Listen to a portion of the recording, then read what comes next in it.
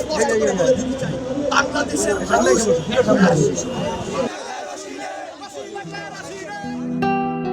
বিয়ে শুধু আল্লাহর বিশেষ নেয়ামতই নয়, এটি একটি পারিবারিক বন্ধন। এবার এই পারিবারিক বন্ধনে আবদ্ধ হলেন বৈষম্য বিরোধী ছাত্র আন্দোলনের অন্যতম সমন্বয়ক ও জাতীয় নাগরিক কমিটির মুখ্য সংগঠক সার্জিস আলম।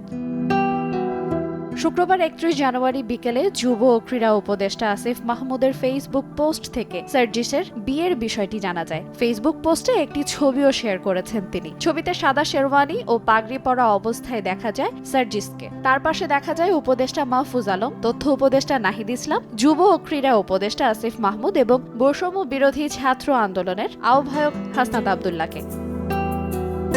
বিয়ে উপলক্ষে সার্জিস আলমকে অভিনন্দন জানিয়েছেন বৈষম্য বিরোধী ছাত্র আন্দোলনের সহযোদ্ধারা। এক ফেসবুক পোস্টে আসিফ মাহমুদ লেখেন, নবজীবনে পদার্পণে অভিনন্দন সার্জিস ভাই, বিবাহিত জীবন সুখের হোক। একই ছবি ফেসবুকে পোস্ট করে সার্জিসকে অভিনন্দন জানিয়েছেন হাসনাত। পোস্টে তিনি সার্জিসের দাম্পত্য জীবনে মঙ্গল কামনা করেছেন। এদিকে কনের নাম পরিচয় এখনো জানা যায়নি, এমনকি বিয়ের আয়োজন তার গ্রামের বাড়িতে নাকি ঢাকায় সে সম্পর্কেও কিছু জানা যায়নি।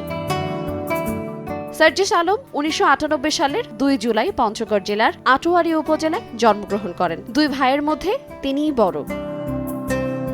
আইরিন আয়াত, সময় সংবাদ, ঢাকা।